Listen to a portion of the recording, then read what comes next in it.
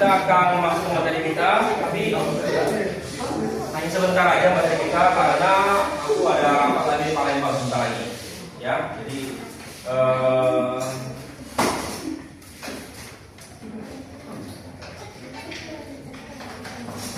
oke, jadi kita sebentar aja mas, ya.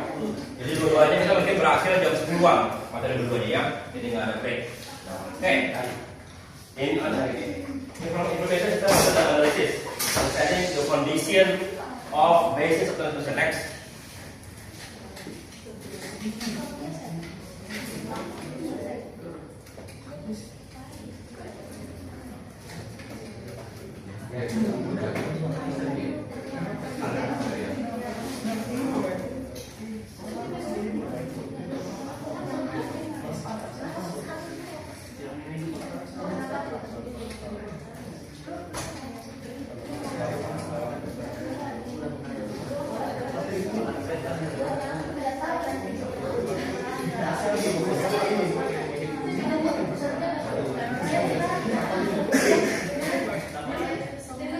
Jadi kita sekarang membahas next.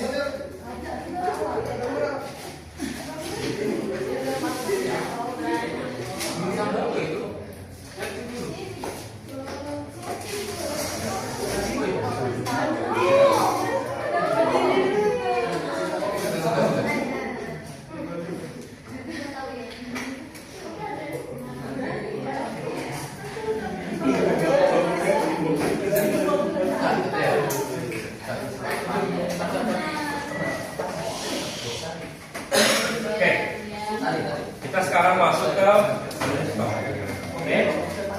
Nah, sekarang terlihat bagaimana caranya sebuah sistem itu dibuat. Oke, dalam hal desainnya. Jadi kita kemarin teman-teman sudah bangun requirement kalian. Ya, jadi A, B, C ya. Sekarang pertanyaannya itu sekarang bagaimana caranya jadi desain. Nah, nanti di kalau dari RK itu diberikan lagi. Nah, masalahnya yang kita mau hasil adalah bagian daripada datanya. Jadi contoh sederhana adalah begini sekarang. Kalau kamu lihat gimana caranya suatu data itu disimpan atau data dipakai. Jadi contoh adalah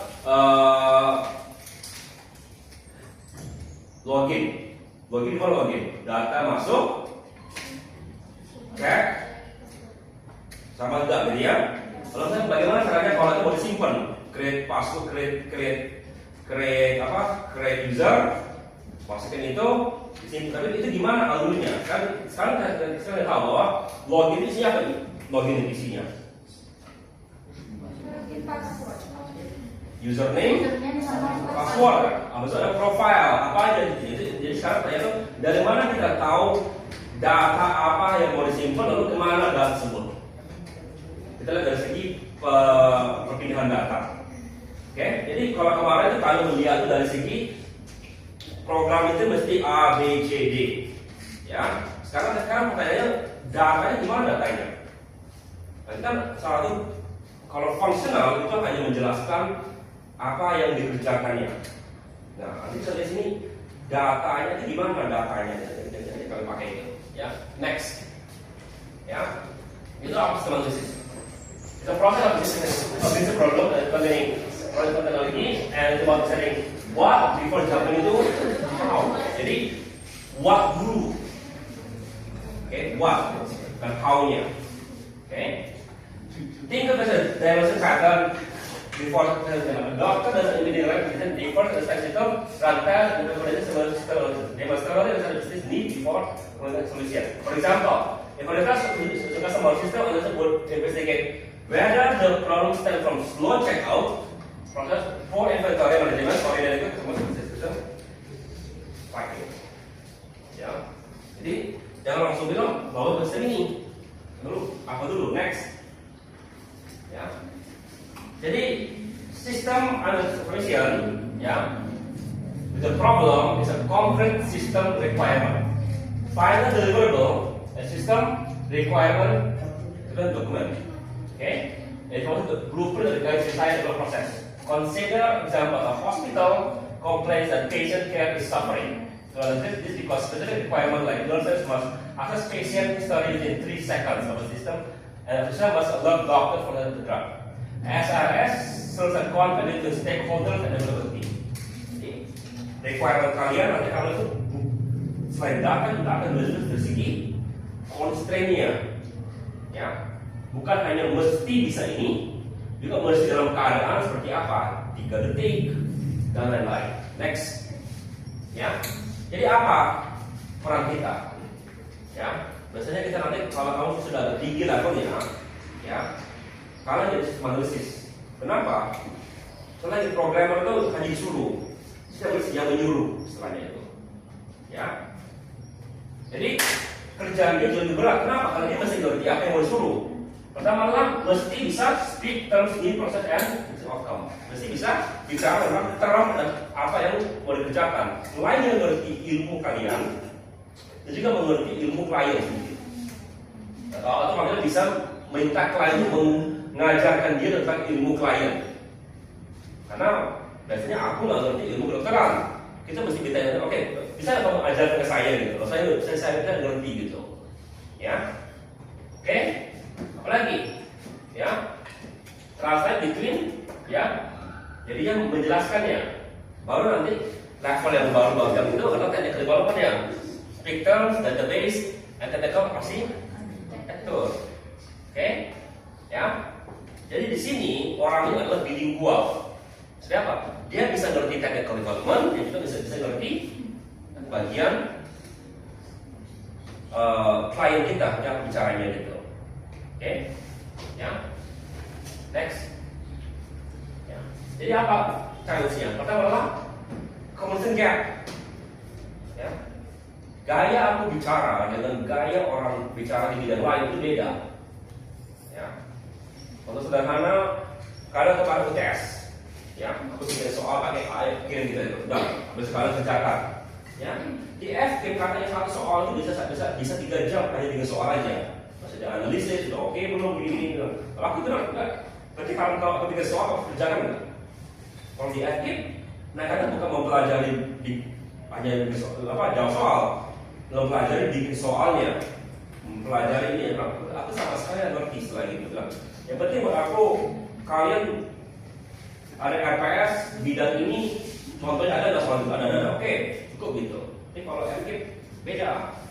Walaupun itu bidang saya, karena aku dosen ngajar kalian, ya, tapi aku juga teknisnya ngajarnya. Lalu scope creep, ya. Kalau base analysis tidak jago bicara, ujung-ujungnya scope yang mereka masukin itu berbeda.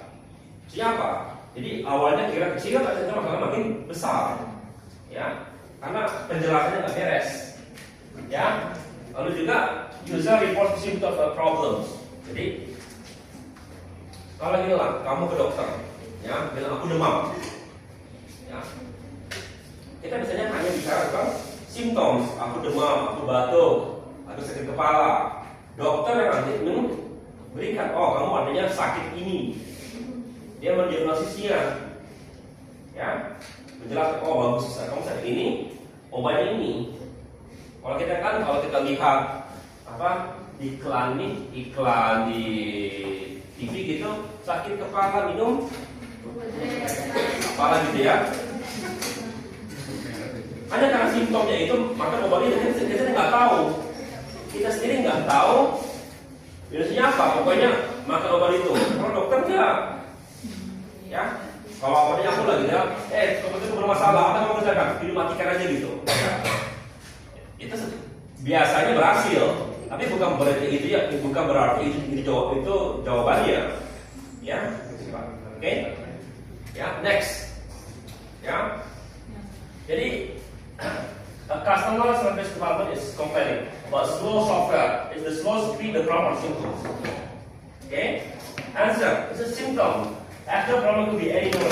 Saja networknya macet, bisa data kalian bermasalah, bisa juga DFD kalian modelnya susah, server memori habis, legacy code tidak dioptimize, skill analysis itu pada cost, not just service itself juga belum terjadi. Kenapa? Dan apa hubungannya dengan yang lain-lain? Next, ya. Nah, jadi sekarang saya bicara tentang requirement kalian. Aplikasi kalian. Oke? Jadi kalau fungsional, kalau itu login, generate monthly PDF, proses credit card payment, send automatic email, bahwa dari itu perlu dicek time of requirement. Jadi menjelaskan apa yang diberikan oleh sistem, ya, atau diberikan oleh sistem, atau bisa lakukan sesuatu dalam sistem. So dalam fungsional, ya, what qualities we have? Security, mesti tinggi. Performance, mesti bisa load dalam 2 detik. Usability, user bisa dalam 30 menit bisa ngerti program kalian. Reliability, lalu juga scalability. Oke, next. Ya. Jadi gimana caranya? Pertama adalah interview. Interview adalah cara paling awal. Kamu kalau ketemu klien, itu mesti bisa interview. Kamu kalau lihat wawancara gitu, interview itu ada ininya, ada caranya, itu diajari di apa? Ada apa itu? Ada nggak ini? Apa jurusan wawancara, jurusan ini wawancara apa? Wartawan gitu.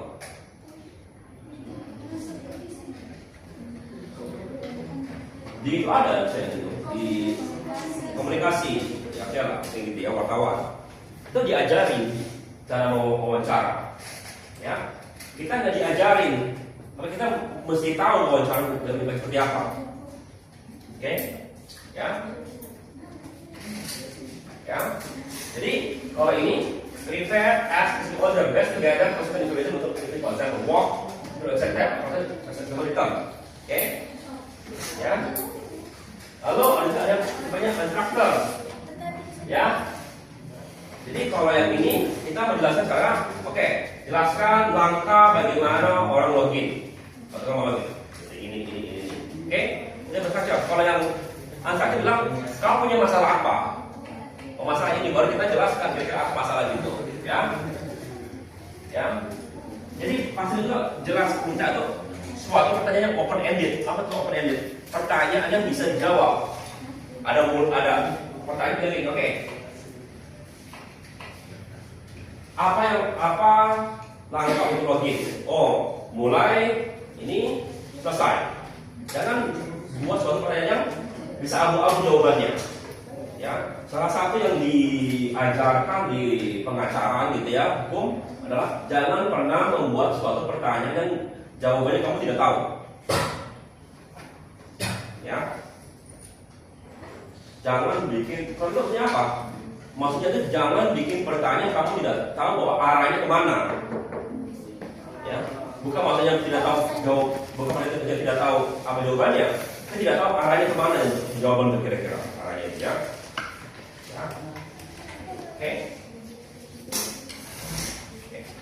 Jadi bagusnya apa? Instead of view my current system, just know what aspect of the system work well for you and what challenges do you face daily.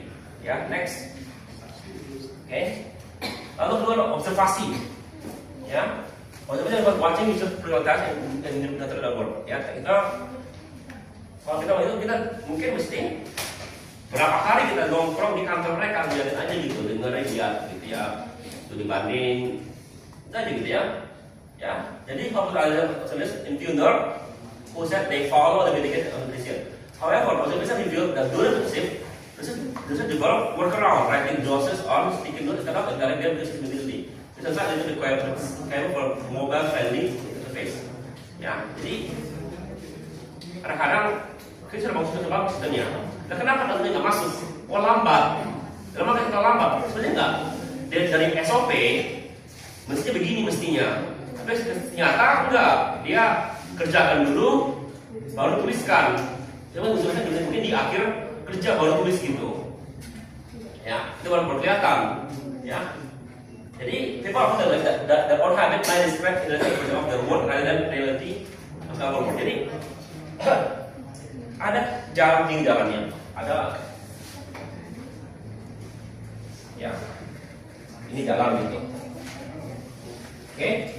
Ini taman bikin rumput. Ya. Setelah berapa bulan gitu, sekarang ada jalan baru. Kenapa? Orang males. Jadi orang nyebrangnya langsung gitu. Ya. Lalu diapakan kalau begitu bagusnya? Ya sudah, kalau sudah begini bagusnya di aspal kalau di sekolah ya, jadi kasih jalan beneran. Ya. Oke. Kenapa? Kadang-kadang kita pengen lihat, oh bagusnya begini.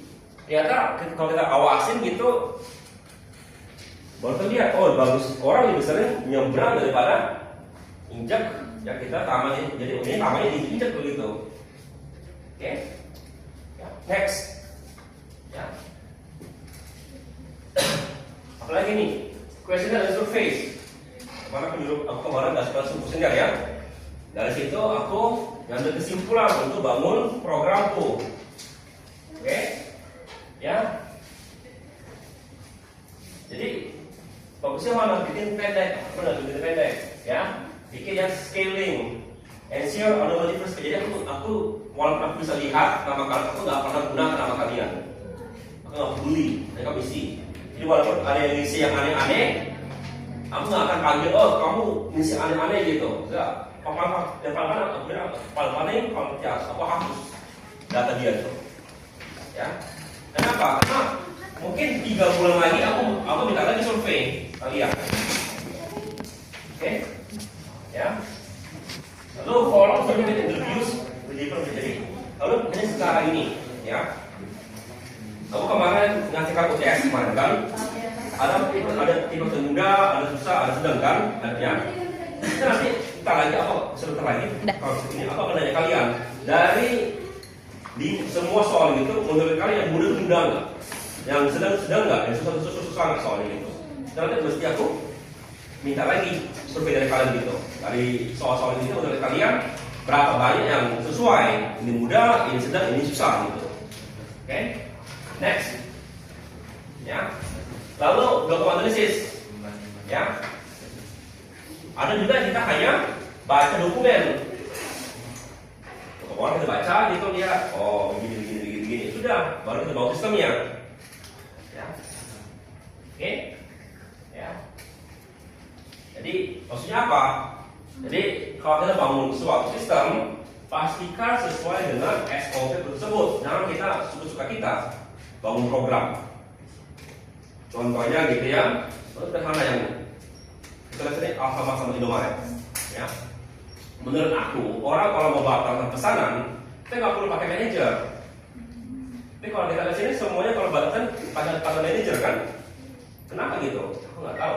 Tapi itulah SOP-nya. Ya sudah, mau sistem mesti jadi gitu bahwa yang bisa ngebatalkan mesti panggil manajer. Sudah, bangun gitu. Ya. Walaupun kalau kita lihat di lapangan gitu, lebih maunya adalah tanpa panggil manajer, tapi nggak bisa sampai seperti itu ya. Next, ya.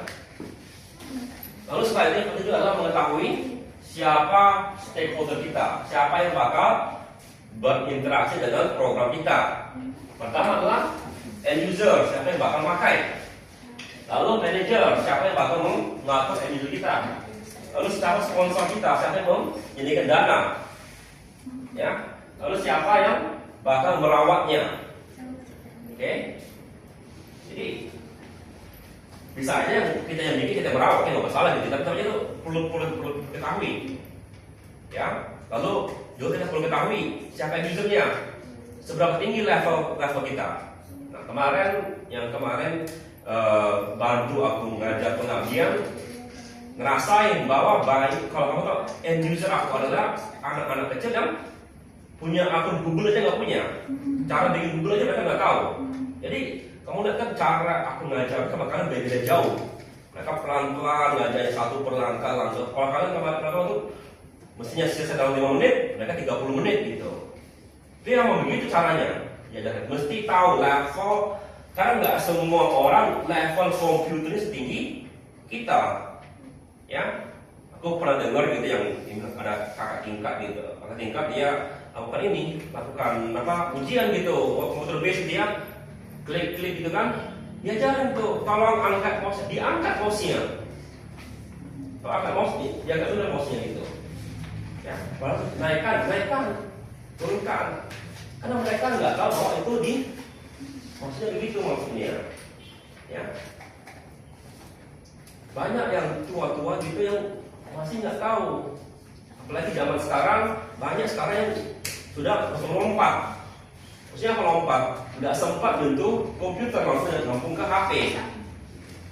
Ya, jadi beberapa istilah-istilah komputer hilang dalam translation.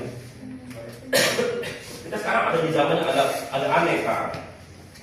Ya, aku ngerti komputer, aku ngerti HP, karena kemampuan aku di HP jauh lebih rendah daripada kalian. Kenapa? Aku nggak ngotak HP, aku lebih suka ngotak komputer. Kalau HP rusak, aku bingung nyarinya. Walaupun nggak kenal, tapi aku bingung nyarinya, nggak cepat. Kalau komputer rusak, aku bisa cari tahu. Ya, kalau HP ku rusak, ya ada masalah, aku agak bingung perbaikinya. Jadi kalau kamu lihat, itu banyak yang jago-jago perbaiki HP.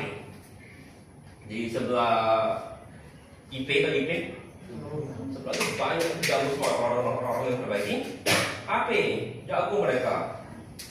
Ya, aku sampai sekarang nggak tahu mulai dari mana mau bongkar HP, bongkar laptop sampai aku tahu caranya bongkar itu. Ternyata nggak mau pakai RAM, gampang, pakai memori gampang. Ya, oke. Dan itu baru dari segi teknis.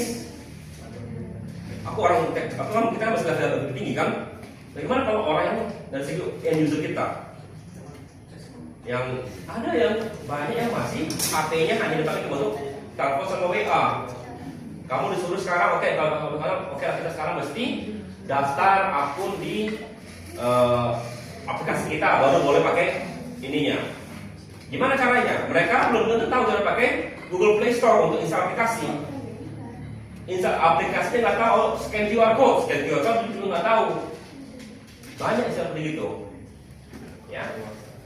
Jadi engineer siapa engineer kita? Ya, lalu manajernya. Ya. Ini juga dua lapis, ada yang bisa, ada juga yang nggak bisa. Ada orang yang sudah berpengalaman, karena mau dulu mereka belajar sistem yang baru. Itu juga. Oke, lalu stakeholder yang sponsornya, biasanya bos yang bilang, oke, tolong ini dana kamu sekian, bangun gini. Nah, biasanya kalau dia yang suruh kita lakukan. Kenapa? Karena dia bayar. Dan itu kita mesti jelaskan ke dia, Pak, itu Bu, gitu ya. Walaupun itu bisa begini, mesti bilang, kenapa? Karena nanti kalau kita sudah jalan, oke, bilang paksa begitu, kita hanya blind follow gitu aja, kita. Ada kemungkinan dalam 2 bulan ke depan dia pada panggil lagi disuruh perbaiki. Karena setelah itu dia kata, oh ini nggak bagus.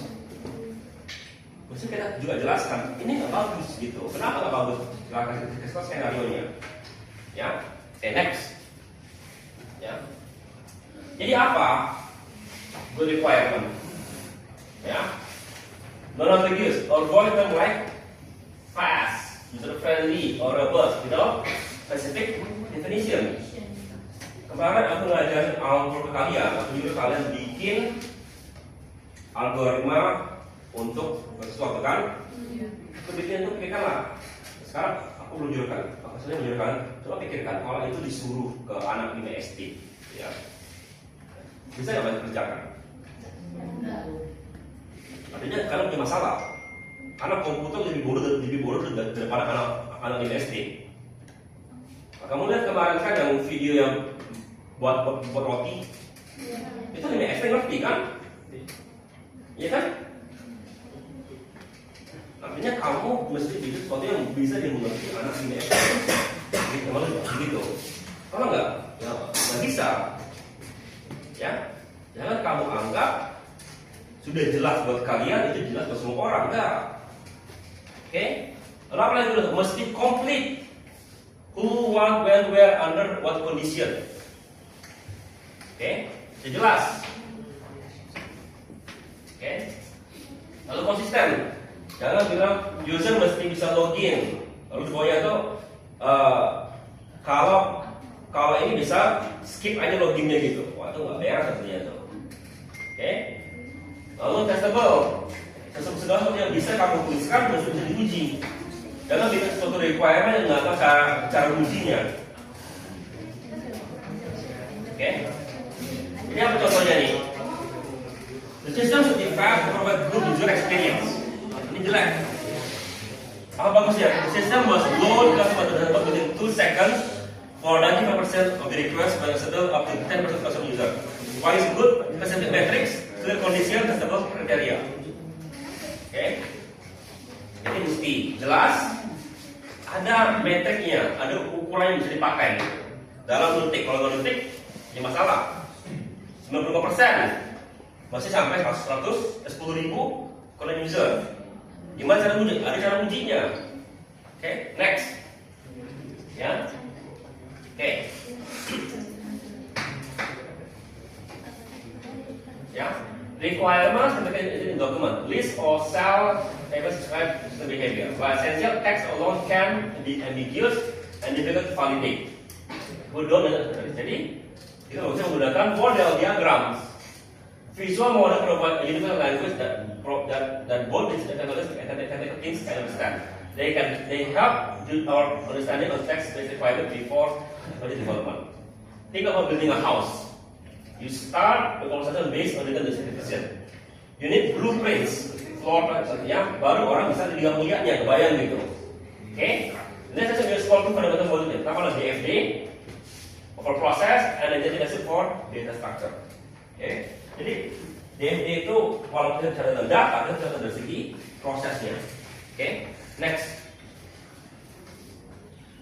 Jadi sistem modeling, why we do diagram supaya gampang dimengerti. Ya, ini ada 2, DFD sama IRD. Oke, ini nanti kalian pelajari di RPR sedikit. Sebenarnya ini core ilmu dari informatika. Ini kita pelajari berulang-ulang sampai detail sekali karena DFD itu punya berapa level, bangun IRD dan bangun seperti apa itu jelaskan benar di mata kuliah database. Next, ya, next, ya, oke.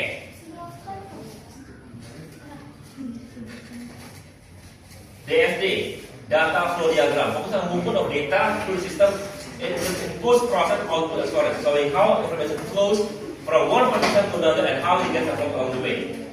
Review model, in online dia ada sistem, dia akan seperti ini. Oke, customer order, input, sistem budget payment, proses, order detail, storage, computation, email, output, kemana. Jadi important loh, DFD ignore timing and chronology. Ya, dia hanya memikirkan alurnya. They don't show whether process happens sequentially or parallel, or what happens when errors occur. They simply show logical flow of data. Okay, next. Okay. Apa isinya? Enter entity square, a process organization a system on-site system boundary. Ya, jadi contohnya apa? Customer, ya. Lalu proses. Ya. Ini adalah otak yang agak bulat ujungnya. Oke. Contohnya dia mengubah data. Ya. Lalu ada panah, error, data within proses dan seterusnya. Lalu data store, open rectangle, ya, untuk nyimpen data. Ya, biasanya kalau aku lebih suka pakai lambang database langsung. Aku bisa pakai lambang database seperti gini, lambang database itu. Biasanya. Oke, next. Oke.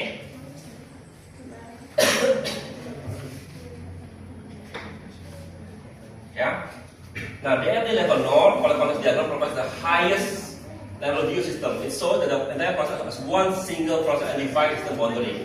What's the system and what? Jadi ini diagram as a system. What or who enter the system? Okay. What everything comes into the system? What everything goes out of the system? Where does the system supposed to be end? Example: ATM system. The context diagram shows ATM as a single process with external entities like customer, bank, computer, and card external user. Jadi apa?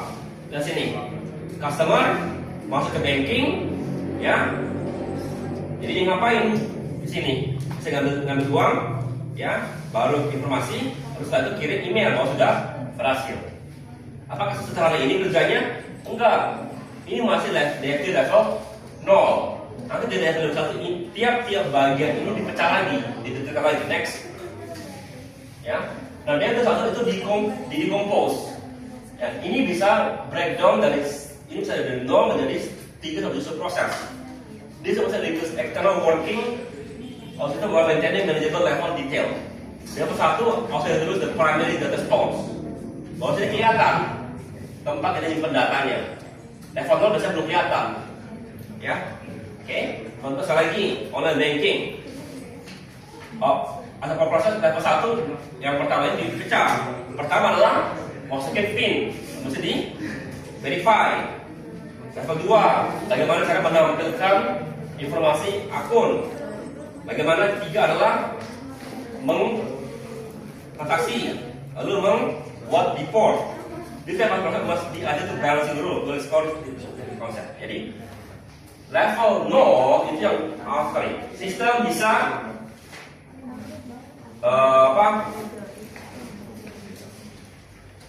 bisa login itu, login apa aja login itu. Sekarang lagi login itu ngapain? Ya, next. Ya, apa tuh DFD balancing? Oke, the input and output of data flow extending and leaving at a higher level must exactly match the data flow entering and or leaving. Maksudnya apa? Itu begini.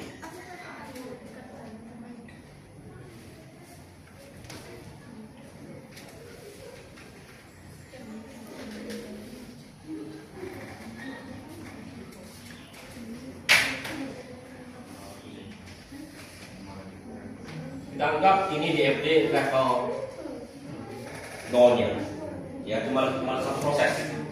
Inputnya adalah A, B, C, keluarannya adalah E, F, D, contohnya gitu. Contoh gitu ya. A ini ada informasi A, B, C, E, F, D. Oke. Nah, di sini kita pecahkan. Ini DFD A.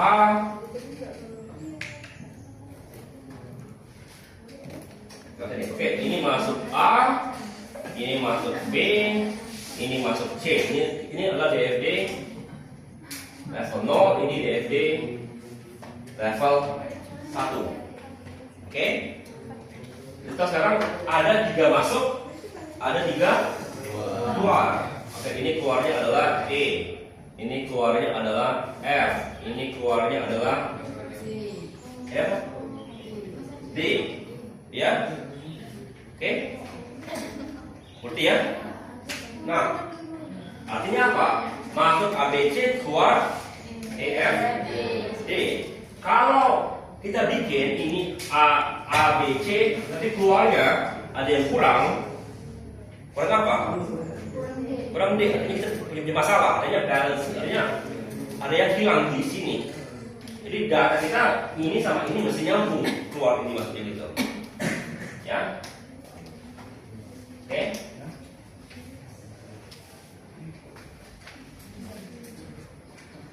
Jadi sama juga, ya.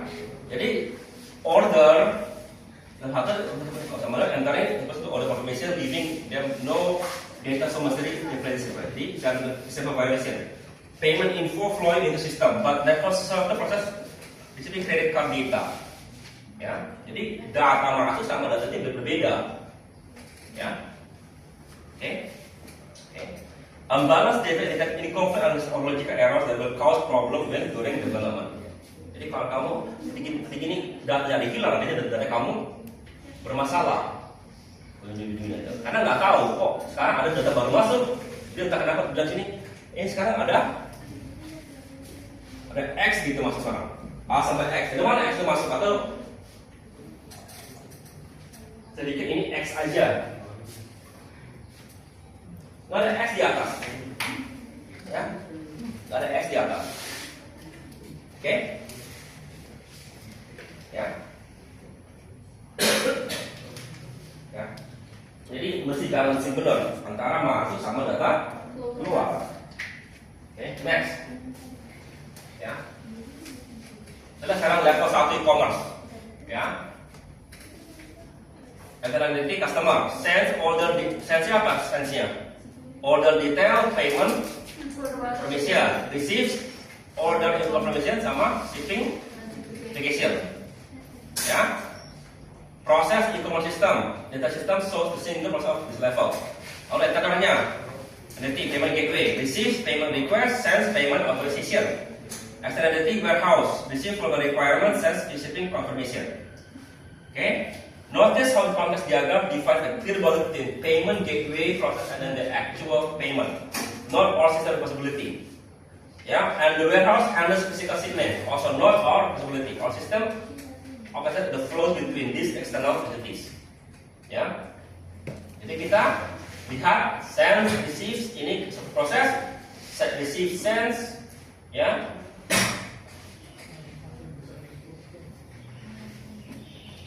Ya, next. Oke. Sekarang kita pecahkan level 1 itu dalam satu ya. Mundur. Ya. Perhatikan sini ada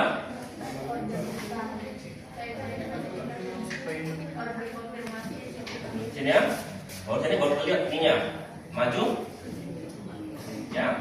Nah, sekarang decompose system from level 0 jadi menjadi proses 1. Pertama satu dulu, validate customer.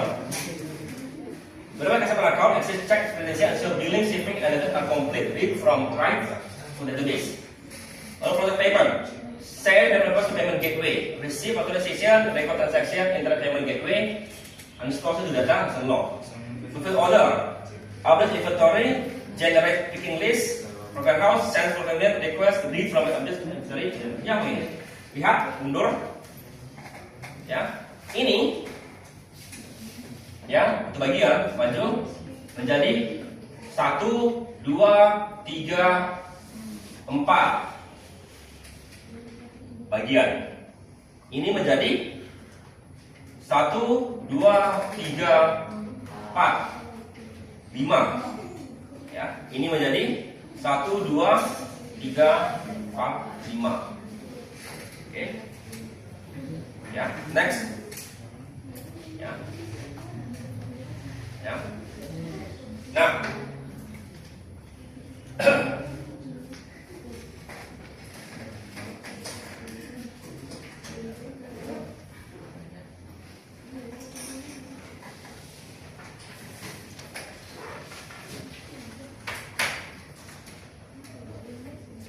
kita lihat atau ambil contoh adalah login.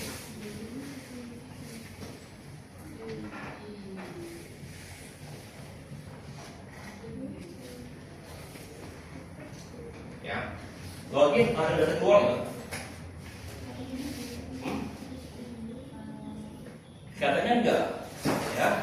Tidak apa-apa. Oke. Login gimana login? Cara adalah user masukin user name dan password. Di sini dia akan cek database, ya. Sama enggak? Kalau sama, ya. Kalau sama, nanti ini disimpan datanya. Sebagai apa? Sebagai log bahwa si ini login pada hari ini jam sekian gitu. Ya. Dan juga setelah itu baru dia boleh keluar gitu. Ya kan? Masuk, keluar. Jangan ini bilang ada data X keluar gitu, nggak bisa. Ini ada X keluar gitu, ya. Oke. Jadi dari level 0 sampai begini, level 1-nya dipecahkan baru ada database-nya. Oke. Oke. Nah,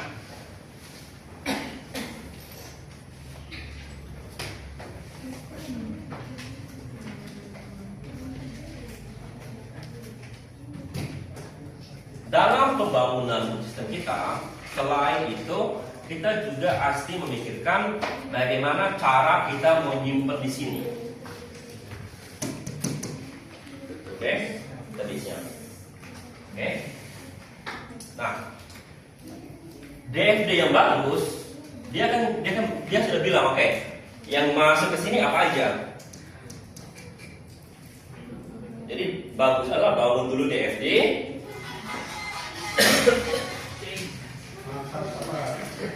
Masukkan dulu, bangun dulu DFD-nya, baru bangun untuk merancang database. Kenapa?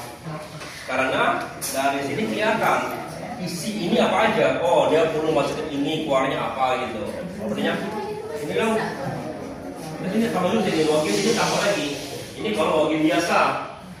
Kalau loginnya nggak berhasil, gimana kalau loginnya nggak berhasil? create user gitu. Maka proses adalah create user nanti. Ya, username, baru di sini database-nya, ya, baru apa gitu lagi, yang mulai di sini masuk, ya, baru nanti dapatlah user kredensial, yang nanti ujung sini seperti lagi, ya. Jadi kelihatan apa aja yang bakal berinteraksi dengan database. Oh, ini masuk, ini keluar, ini masuk, ini keluar. Artinya apa? Kita tahu apa yang mesti dalam database kita. Oke, baru setelah itu kita mulai bangun. Jadi while database also how the user form, what data will to store and how different pieces of data with each other. Here they define fundamental for system database. Think about it as the memory of the system. Database or system doing. So how does the database about things? Ya, oke. Jadi DFD jadi contoh daripada pustakaan. DFD shall classify, check out, and return book and pay fine. ERD show the data of booknya, members, loans, dan lain-lain. Oke, next. Ya. Nah, pertama kalau misalnya bahwa DFD itu terbagi menjadi beberapa, ERD dibagi menjadi beberapa bagian. Apa yang memperkenalkan konsep secara sederhana? Ya, ERD memiliki beberapa bagian. Pertama adalah entity. Ya, entities, ya. Itu pada saat adalah kata noun, kata benda. Ya, selalu kata benda. Jangan pernah kamu bikin sesuatu entitas adalah kata kerja atau sifat. Tidak boleh. Yang pertama. Oke? Ya. Oke. Jadi ini kalau adalah produk.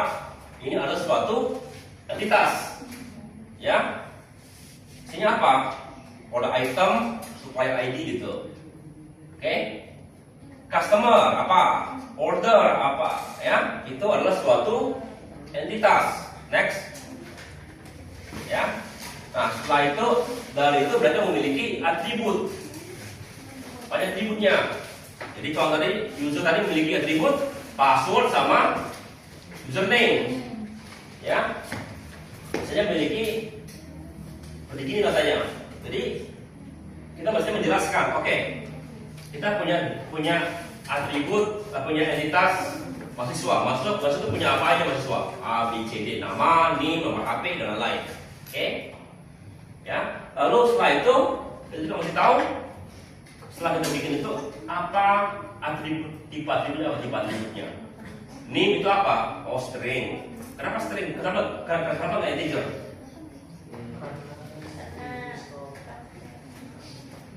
NIM kalian integer atau string? Coba lah sih kalau ambil integer ya. Integer. Coba lihat NIM kalian apa coba NIM kamu? Oh, tiga digit awal.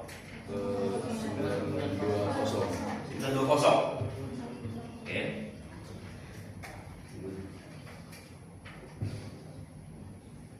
Masalahnya begini. NIM kamu itu kalau ditambahkan punya arti nggak? Ya, operasi NIM kalian adalah begini. Apa yang bisa dilakukan jadi sesuatu yang bisa dilakukan adalah begini. Apa operasi yang boleh dilakukan dengan NIM? Boleh nggak ditambah kurangkan? Nggak boleh. Ya, kenapa nggak punya arti?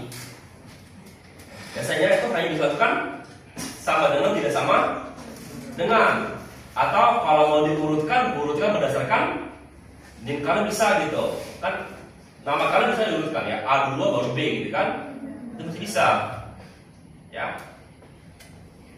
Kalau kamu bisa dalam bentuk integer itu bisa dilakukan suatu operasi matematika. Kita nggak mau suatu yang tipenya yang walaupun ternyata angka bisa dilakukan operasi matematika. Ya, jangan sesuatu yang bisa diperhatikan. Oke, jadi gunakan integer hanya kalau kamu tahu itu adalah angka bulat, bukan sesuatu yang ada sesuatu. Oke, ya, udah. NIM kamu tambah NIM dia boleh nggak? Karena jadi begini, kalau kamu bisa seperti itu, ya, Coba gitulah, kita simpan di Excel gitu ya, NIM kalian. Apa bisa nanti lakukan average? Ada punya arti nggak? Enggak. Oke, ya. Next, ya. Ya. Nah sekarang habis itu ada namanya relasi. Apa itu relasi? Relasi itu adalah hubungan antara satu entitas dengan entitas lain. Jadi contoh adalah dosen mengajar mahasiswa. Mengajar itu adalah relasinya antara mahasiswa dengan dosen. Ya. Oke. Ya. Next. Oke. Nah, ini nggak akan aku jelaskan karena kamu nggak dapat ini, kamu nggak dapat baca data. Tapi saya bilang ada hubungan one to one, one to many, many to many. Maksudnya apa one to one? Kalau ada begini, one to one relasi adalah cuma satu pasangan. Jadi contoh kalau kalian gitu ya, kamu hanya bisa memiliki satu ayah. Kita kan daftar orang tua, satu ayah, satu ibu. Saya ambil memiliki dua. Nah itu mesti diperhatikan. Ada kemungkinan yang boleh memiliki dua. Kenapa? Ya ayah itu meninggal, ada ayah kedua gitu contohnya gitu. Ya, ibu kedua, nggak ya. Kalau di Amerika lebih susah lagi. Kenapa? Ada yang sama seks kawin gitu, punya dua ayah, punya dua ibu gitu contohnya gitu. Jadi itu jadi masalah juga. Itu mesti diperhatikan. Apa tipe kamu one to one atau one to many? Kenapa? Biasanya kita paksakan itu. Supaya apa? Supaya data kita nggak rusak. Waktu saya setting ini one to one, kamu mau tambahkan itu lagi nggak bisa. Ya, one to many contohnya adalah dosen ngajar banyak mahasiswa. Siswa hanya dari satu dosen gitu untuk kesini ya. Ya. Kalau yang ini bisa dipasangkan dengan banyak ke banyak. Nah itu diperhatikan di awal-awal gitu. Data itu dilihat. Dan kalau dia bertentangan, dan bisa disimpan. Oke, next. Ya.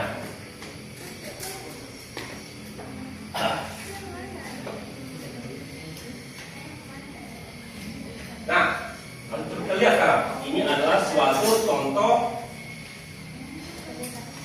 data yang ada di dalam suatu komunitas. Ada student, ada mata kuliah, ada dosen, ada enrollment. Lalu relasi adalah enroll, student enroll to course, and tadi taking course belong to department. Oh, department ya? Kurang satu, nah ini masalah nggak teman? Hilang ada satu hilang ininya. Apa? Poinnya. Ini adalah contoh yang nggak bagus. Oke, coba kita lihat sekarang kalau kita gambarkan ini.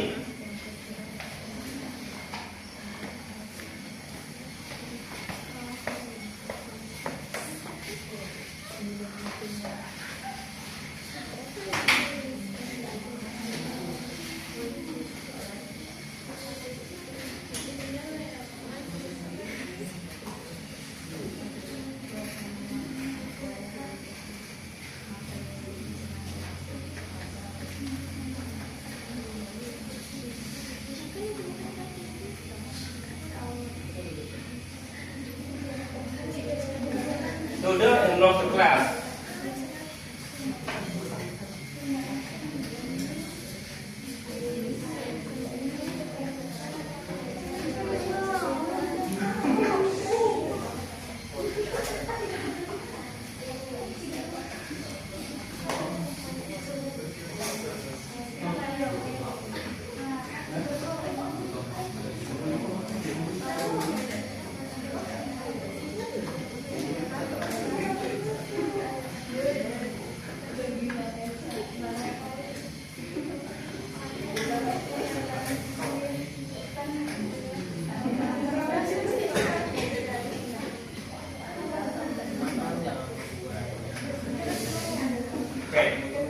Nah,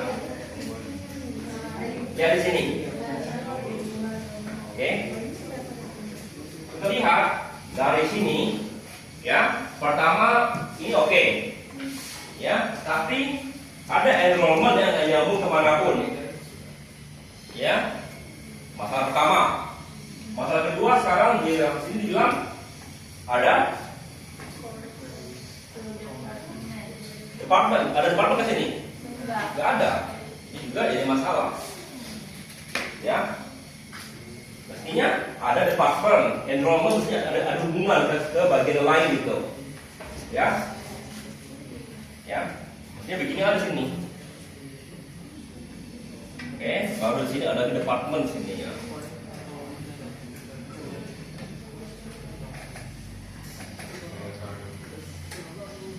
Baru bagus gitu dia. Ya, next. Ya. Oke. Apa sih? Apakah ada pertanyaan?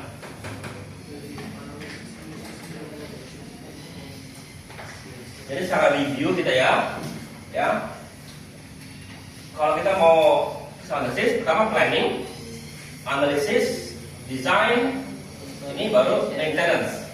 Ya. Fondasi daripada ada fondasi daripada ekspresi. Errors analysis susah perbaikinya dan mahal perbaikinya. Ya. Ya. Example, if it cost $1 fix, ya, it might cost $10 di design, $100 di development. Jadi kalau aku dulu sempat ngajarin ada gambar di sini gambarnya itu.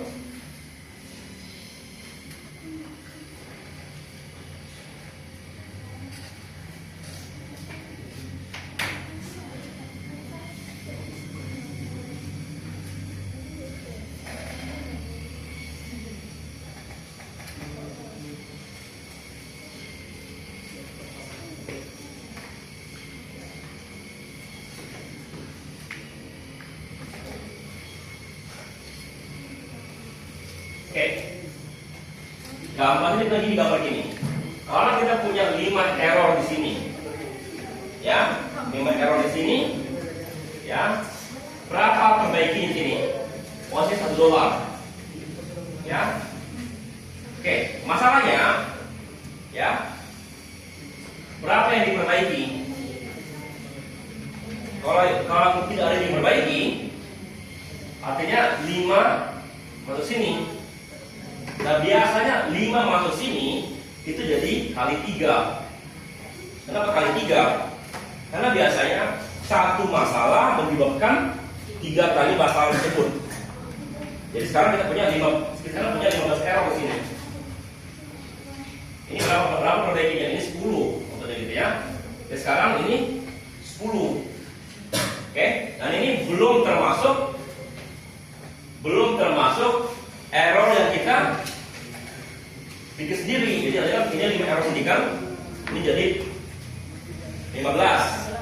Tapi kita juga pas desain juga bikin 5 error. Karena berapa error semuanya? 20. Ini 20. Ya. Ya. Ada-ada di sini dibikin 10 error. Nah, sini untuk perbaikinya adalah $1. Ya. Di sini baru nanti jadi 1000. Sini boleh jadi 5.000. Ini apa? Jadi begini. Nanti kata ya, kalau kita perbaiki sini, ya, perbaiki 3. Bayar berapa? Bayar $3 artinya. Ini jadi 2. 2 kali 3 6 tambah 5 berapa? 11. Kita anggap kita bisa perbaiki setengah. Ya, jadi keluar adalah 5 kali 10, 6 kali 10 $60 bisa perbaiki ongkosnya. Ya, baru sini tadi sisa 5. Ya, kali 3 15 tambah 10 25. Kita anggap sini karena ini sudah di testing bisa dihilangkan sampai 80%. Berapa itu?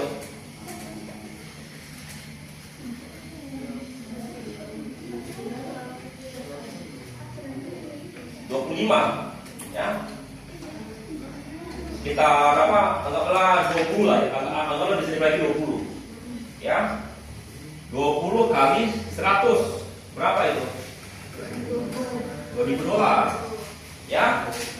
Masih sisa 10, ya. Sini nggak lagi errornya karena ini sudah tanpa casting. 10 kali 1000, 10.000, tapi kita anggap ini 99, tinggal 1 di sini. Jadi 5.000 per dari kaki sekali itu. Ini adalah biaya untuk memperbaiki error, ya. Jadi kalau kamu punya error di sini, kamu perbaiki semua, lebih bagus. Ini kan lebih murah daripada perbaiki di sini, karena lebih mahal. Apalagi di sini jauh lebih mahal lagi. Dan belum lagi error itu akan menyebabkan error yang lebih banyak lagi di bagian berikutnya. Ya. Next. Ya. Oke. Kita kan di sini bertentang. Tukar ke pengantar lagi kalau untuk terbatas. Kalau pindah ke pengantar telekomunikasi.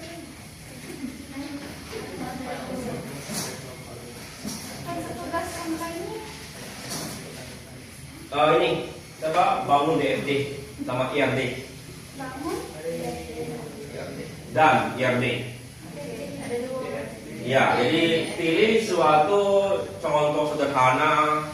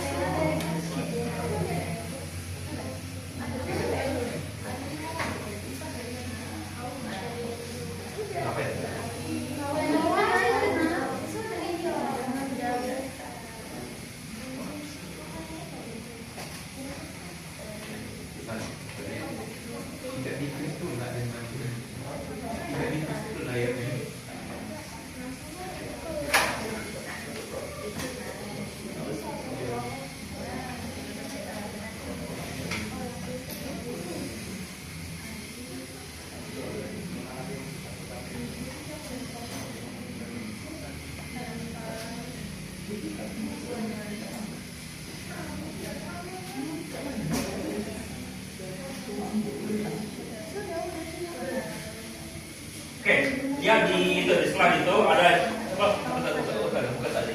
Tadi bukan satu turunnya.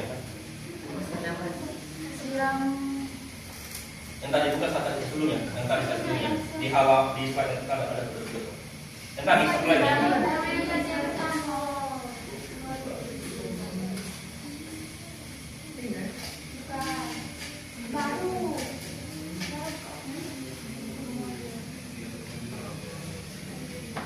Oh, di bawah halaman yang slide nomor 48. Oh.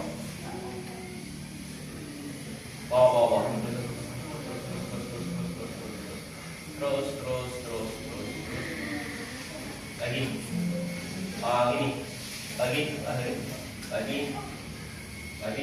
Lagi. Ini paling 5. Ya. 5. Oke. Ya. Jadi untuk pembelian tiket bioskop Ya, define fungsi dari tuliskan dulu requirement apa aja requirement kalian.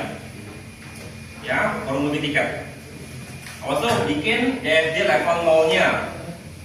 Ya, kalau kita habis itu ya kalau bisa bikin sampai level 1-nya. Pecahkan, habis itu tuliskan gambarkan IRD-nya. Ya, tuliskan semuanya ya. Level 1 boleh sekalian, satu juga. Sampai level 1, DFD level 1. Ya. Requirement dulu, DFD level 0 dan level 1 baru IRD. Ya, nah. Ya, tapi yang aku minta ini sekarang itu jelaskan bagaimana dari requirement dapat DFD-nya. Siapa itu? Kan bilang kan sistem bisa lakukan login. Jadi kamu harus jelaskan ini DFD yang untuk login ini level 0-nya. Dan sistem bisa certificate ini level ininya. Ya, lalu juga sama juga dari ERD itu pastikan dari mana data ini dari mana dapatnya itu. Dari level 0 oleh dia segini, makanya mesti ada semua data ini. Iya, mesti lihat hubungannya. Ya, jadi yang bagus itu adalah dari requirement nyambung ke desain dengan mulus. Jangan tiba-tiba requirement sama desain itu nggak nyambung. Jadi coba pikirkan. Ya, coba pikirkan. Nanti aku tahu kalau tak dapat AI, tapi tolong dipelajari dengan benar. Tanya AI itu, apa hubungannya sih dengan ini? Ya, dari mana kok dapat ini dari requirement itu? Nah itu aku pengen tahu. Itu tolong di simpan diskusi kamu dengan AI kalian itu, supaya kamu tahu ini. Oke? Ya. Jadi jelaskan hubungannya. Oke? Jelaskan hubungannya. Karena requirement yang baik, desain yang baik adalah requirement yang sama desainnya nyambung. Kenapa? Kalau enggak begini lagi dia. Ini sama ini nggak nyambung, jadi jadi masalah besar itu. Oke, ya. Oke, coba slide berikutnya. Dan lagi.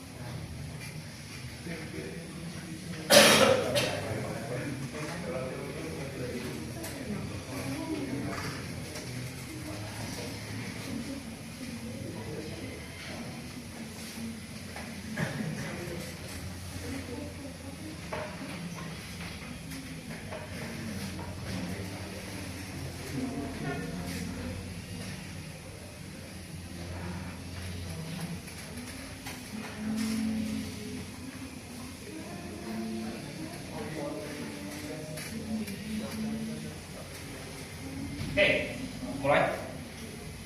Jadi kemarin kita mau pelajari modulisasi ya, berkali. Lalu kita lihat multiplexing, multiple access text. Ya, jadi apa multiplexing? Tekniknya, core prinsipnya sama alphabet text. Langsung aja, kita usahakan.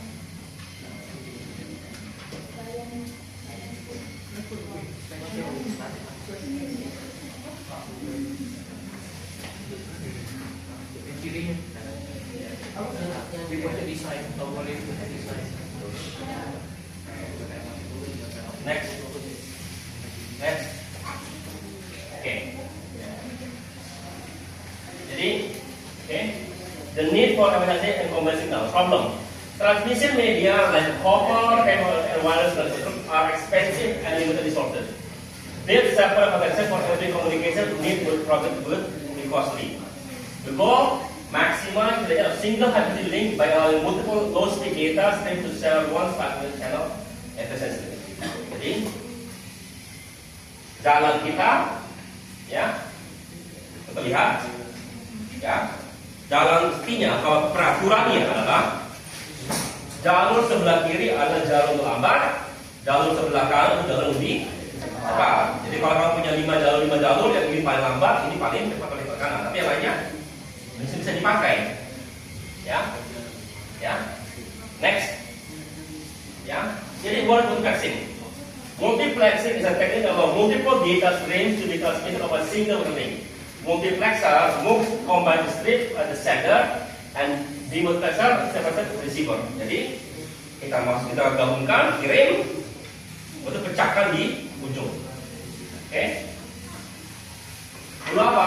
Multiple input, ada yang kombinasi, sendernya cuma satu jalur, dipecahkan baru diterima. Ya, apa bedanya dengan point-to-point teknik? This is a point-to-point technique used for efficient backward transition between fixed location. Next, ya, multiplexing phase multiple access used for fixed connection like fiber link between two cities. Send control all data streams being combined. Example, telephone company combine total cost onto single fiber optic cable between New York and Boston. Jadi kamu gimana caranya komunikasi dengan server di Amerika? Banyak orang yang mengakses kalian kan? Itu sih digabung sampai sana baru ditukar lagi. Oke? Ada multiple access point. So global environment multiple independent user must have same physical medium to reach center point. Dan multiple cell phone connection to single tower. Salah satu lagi, ya. Proses kamu multiplexing teknik FDM, TDM, WDM. Anak kita lagi ya, FDMA, TDMA, CDMA, OFDMA. Ya, kalian nggak sempat masuk ke zaman di mana HP itu lagi berlomba-lomba untuk teknologinya. Waktu itu ada dua yang dikenal, GSM dengan CDMA. Adalah CDMA. Ya, dulu HP itu, aku dulu punya dua HP, 3 malah. 2 GSM, satu CDMA. Kenapa? Karena providernya beda-beda providernya. Ya, next.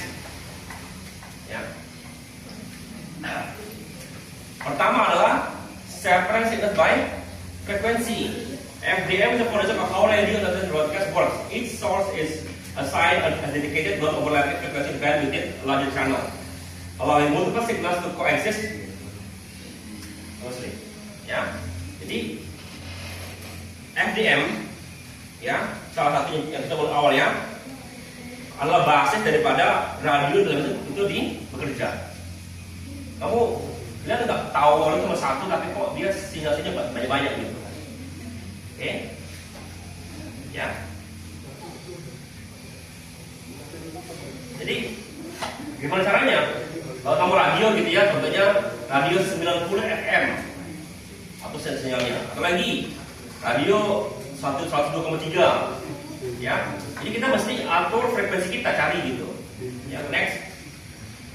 Ya. Gimana caranya itu? In FDM, each single module unique had a frequency to shift spectrum to certain value. Multiple channels operate specifically at the frequency within without interfering with each other. Jadi channel 1, channel 2, channel 3, channel 4, ya.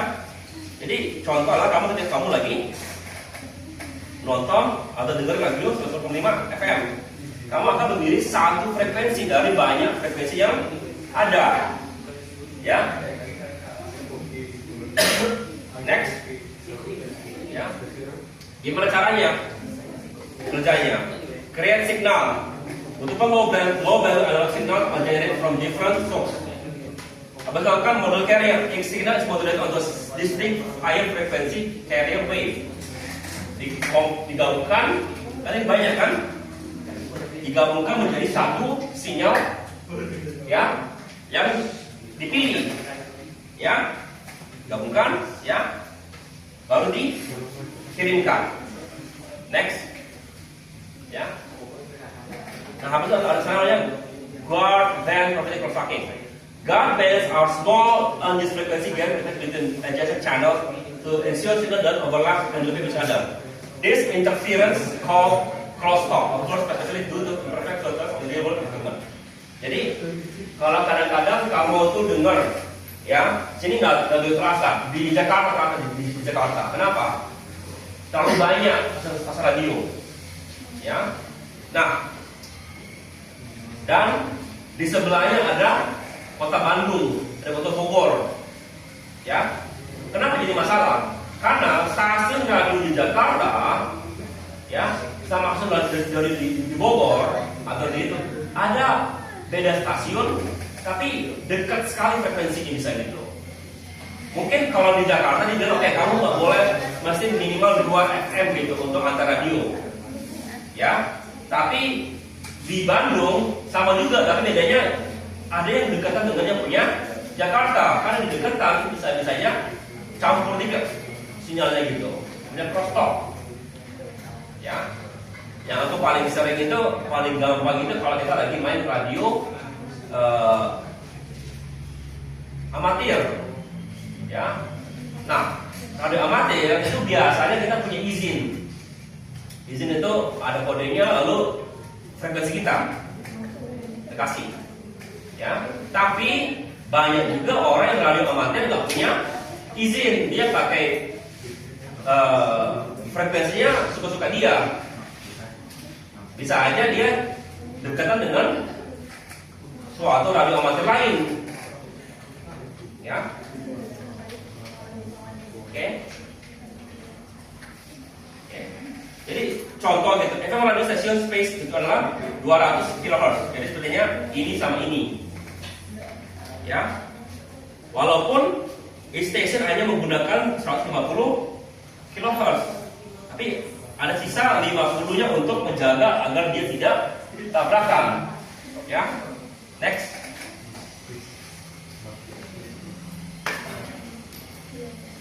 Jadi sebelum ada digital system, telephone network use hierarchical radio structure to effectively combine thousands of voice on the long distance trunk lines. Jadi kenapa dulu itu mahal sekali telepon interlokal? Karena jauhnya khusus antar kota, ya. Voice call itu sekitar 4 kHz bandwidth, ya. Grup 12 voice channels combined. Super group 60 channel, master group sampai 200 channel. This continuous process for multiplexing signals to the state of our telephone combined to handle increasingly higher capacity on their long distance cables. Jadi kalau kamu lihat kabel antara Jakarta dengan Palembang cuma satu, tapi orang bisa nelfon, banyak orang ke Jakarta, ke Palembang, dan banyak orang Jakarta kalau bisa nelfon, walaupun cuma satu kabelnya. Gimana caranya? Ya digabungkan sinyal itu, baru dipecah lagi di sana. Oke, next. Ya, kita sekarang ini ya, FDM sudah tadi behind all analog television broadcasting.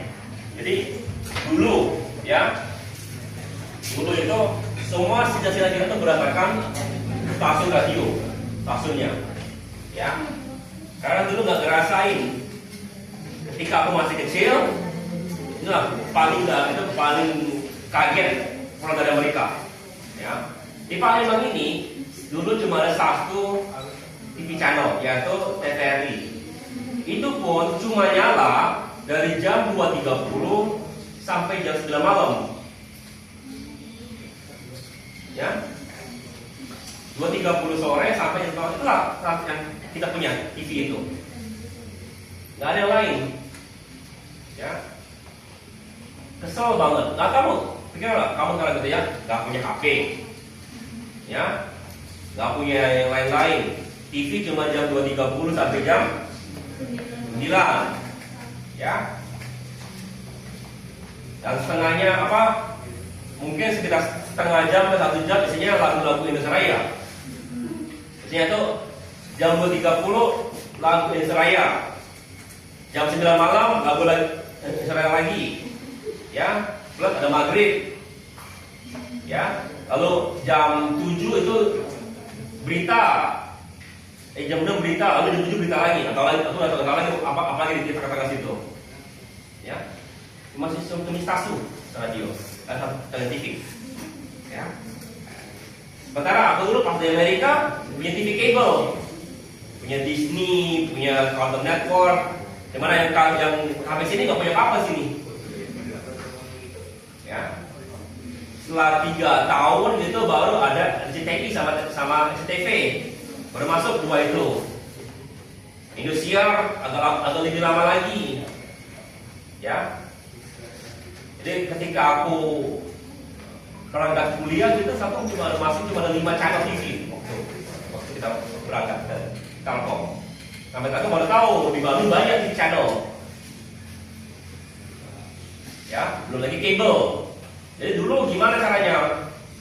Orang dulu kalau pengen nonton TV dulu, parabola. Pernah lihat parabola? Di mana? Punya parabola kalian? Berapa? TV apa masih perlu pakai parabola?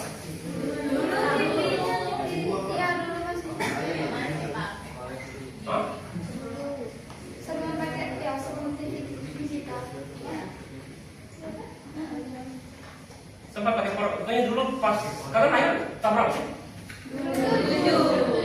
Kayaknya sudah banyak TV channel dulu.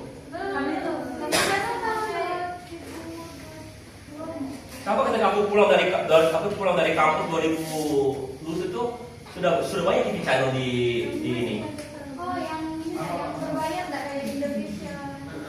Ya Indonesia nggak punya gitu kan? Nah yang biasa aja udah banyak kan, ada Pol TV, ada apa gitu. Karena parabola nyaris berapa emang nih parabolanya?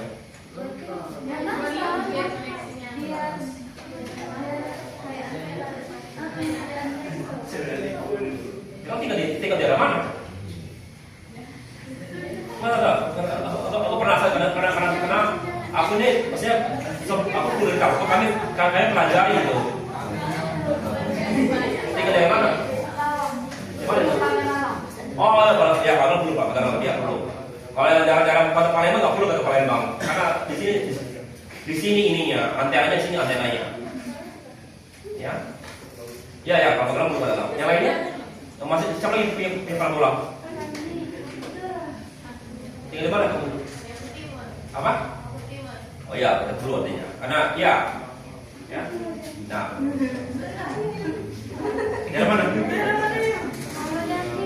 Apa? Oke lah. Yang di sini yang orang Palembang ada yang punya parabola? Enggak kan? Enggak perlu. Ya karena perlu, kadang-kadang memang jauh dari antena. Kenapa? Karena ini antena ini, sinyal ini, ya.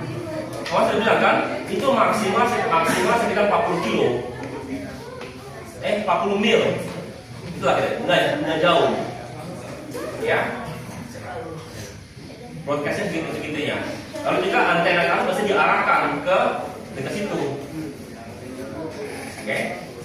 Jadi antena itu tinggi sekali kan? Sekarang aku selama nggak lihat antena. Masa antenanya pendek semua dalam rumah semua antenanya kan? Harusnya antenanya masih tinggi. Seperti yang tinggal di Palembang. Yang dan nggak punya TV Indonesia, masih pakai TV biasa. Ada? Nah, anak kaya semua kan ada nih. Aku kemarin sengaja beli antena. Kenapa? Karena bapak pengen nonton bola. Oke? TV biasa, TV yang kabel kita nggak masuk bolanya. Jadi kalau nonton bisa seperti CTV sama itu mesti apa ya? TV yang broadcasting gitu baru bisa dapat. Oke, kan? Mesti gitu ya. Jadi analog TV. Before you TV channels itu menggunakan dua seperti itu. Apa? VHF. Kalau nanti setelah itu, dulu kami ini sayang sekali dulu dibilang itu RCTI itu apa channelnya? Dibilang ininya spektrum yang dibilang gitu. Sama seperti kalau kamu dengar radio kan dibilang kan apa 90 FM gitu kan? TV dikasih tahu ininya. ACTV sekian ininya, jadi sekian ininya, dikasih tahu ininya, di iklannya itu. RCTI apa di bawah gini, tahu ada jinglenya. Ya kan, sampai kalau kamu dengar jingle daripada radio kan 90 FM apa gitu kan? Ya. Ya. Ada lagi yang namanya UHF juga ada. Ya. Nah, yang sekarang ini kita menggunakan cable TV. Ya. Ini menggunakan FDM, bisa menjalankan banyak channel. Ini kalau kamu lihat cable box sekarang apa itu cable box ini? Masuknya satu jalur, kok bisa banyak jalurnya? Karena dia menggunakan multiplexing, sampai itu dipecah. Kamu tinggal pilih-pilih aja channelnya itu. Aku masih ingat kalau yang parabola itu mesti berputar dikit kan kalau kamu mau tukar channel, ya kan? Nunggu dia berputar parabolanya kan?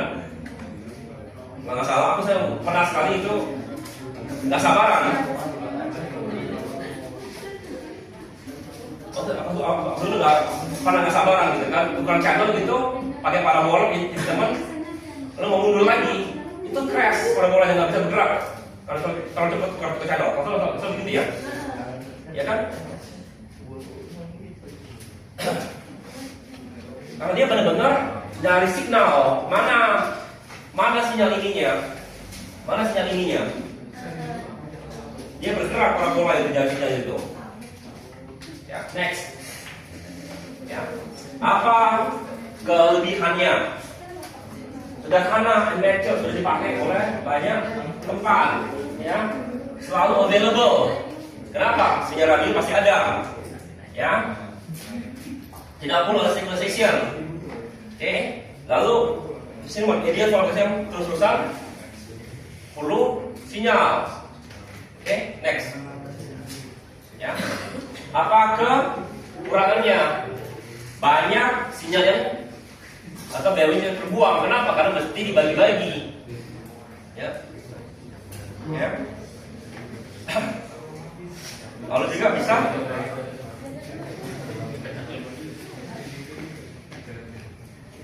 ada bergabung dengan sinyal lain. Jadi kalau kamu dekatkan, dengar suara sinyal yang lain. Lalu phase capacity, segitulah jumlah channel yang tersedia. Kalau saya itulah masalahnya yang kemarin dipakai kenapa itu menggunakan digital. Ya, terbatas sinyalnya itu. Kita mau tambahkan, kita mau tambahkan ini. Karena kita TV kita sudah TV yang levelnya sudah TV yang HD gitu, itu nggak sanggup ini kalau nggak salah. Ya.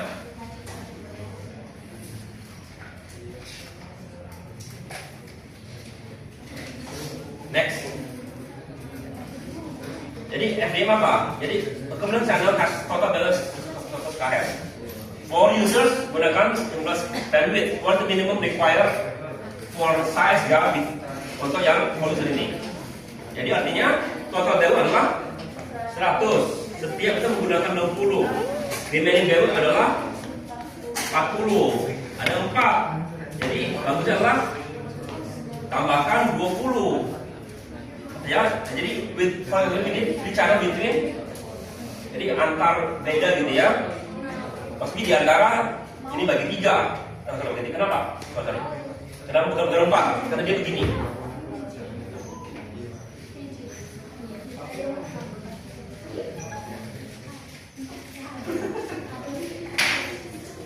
Ini channel 1, ini channel 2, ini channel 3, ini channel 4.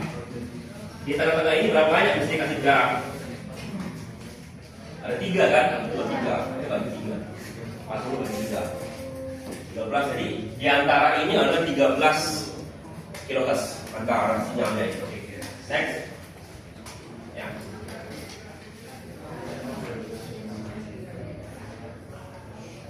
Ketik lagi.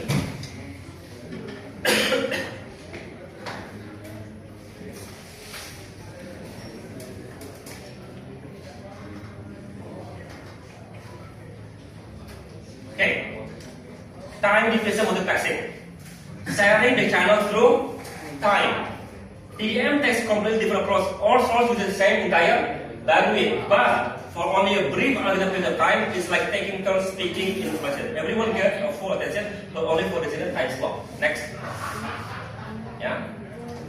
In TDM, data based on blocks from various sources are interleaved into a single stream. Each source in sequence. They can turn using full channel capacity. Channel R transit, channel 2 transit, channel 3 transit, channel 4 baru ini bakal dari channel A. Contohnya apa? Telepon uses TDM to command multiple phone calls. Each conversation gets a brief time slice, microsecond, and transmit 8 bit digital voice, then wait for the next turn. Jadi pada dasarnya kalian itu bicara ganti-gantian di HP kalian. Tapi ganti-gantinya dalam jangka waktu 125 mikrosecond. Ya, paling untuk pecah kalau kalian. Next. Ya. Gimana caranya? Proses sampai 85 signal, dilakukan collection, ganti-gantian, ya. Lalu frame itu dicampurkan lagi, lalu misalkan digabungkan berdasarkan frame-nya itu waktunya. Ya, next. Okay. A TDM frame is a single complete cycle of time slots containing one slot every channel. Frame is fixed frame. Perlu ada precision. TDM requires extremely precise timing clocks on both MUX and DMUX, so data is de-interpreted correctly.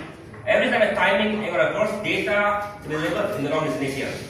6-bit framing pattern is often added at the start of each frame to help the clock. Itu aja contohnya di sini. Ya, in the T1 time system, timing must be accurate within 50 parts per millisecond. That's like keeping a clock accurate within 4 seconds per day. Ya, karena kita selalu bicara ganti-gantian, ya, dan sampai waktu bahasa itu di kuping kita itu nggak sama kalau kita ganti-gantian, tapi ada jeda sekitar 1,25 mikrodetik, ya. Kita nggak terasa. Oke, next, ya.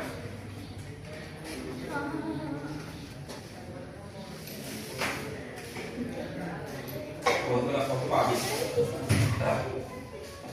Oke, tugas kalian, ya, tugas kalian.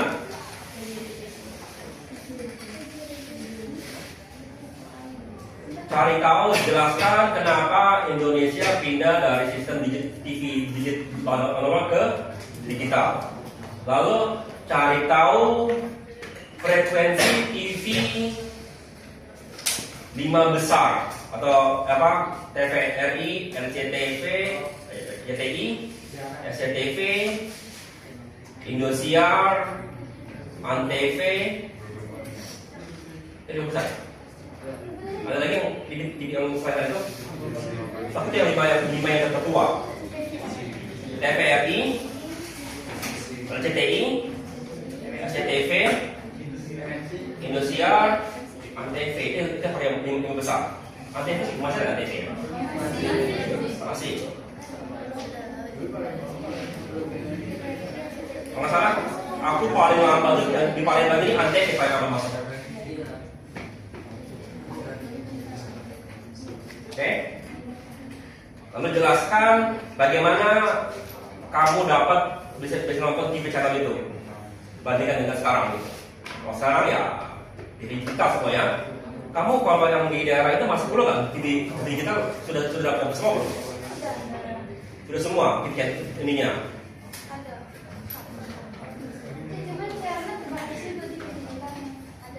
Dibanding Palembang gitu sama tempat kalian gimana? Beda channel lah kira-kira.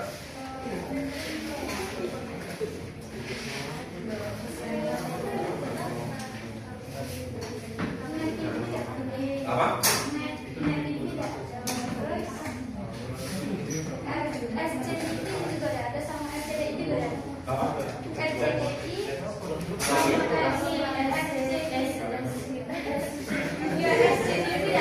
Oke lah, ya, oke. Ada yang sekarang. Dan bandingkan, ya, channel TV apa yang kamu tidak miliki dibanding dengan Jakarta. Oke, ya. Oke, ulangi ya. Jelaskan kenapa Indonesia pindah dari TV analog ke digital sebutkan 5 sinyal dari 5 besar. Lalu sebutkan channel TV apa yang tidak ada di Palembang dengan yang ada di Jakarta. Lalu jelaskan kenapa nggak ada di Palembang kira-kira. Oke? Bisa ngerti itu? Ya. Alasan kenapa Indonesia tidak ada TV analog atau digital? Ya. Dari 5 frekuensi dari itu tadi, Ya. 5 channel tadi. Terus bandingkan channel apa yang tidak ada di sini sama di Jakarta. Jelaskan. Jelaskan kenapa nggak ada gitu kira-kira. Ya. Ya. Oke. Ada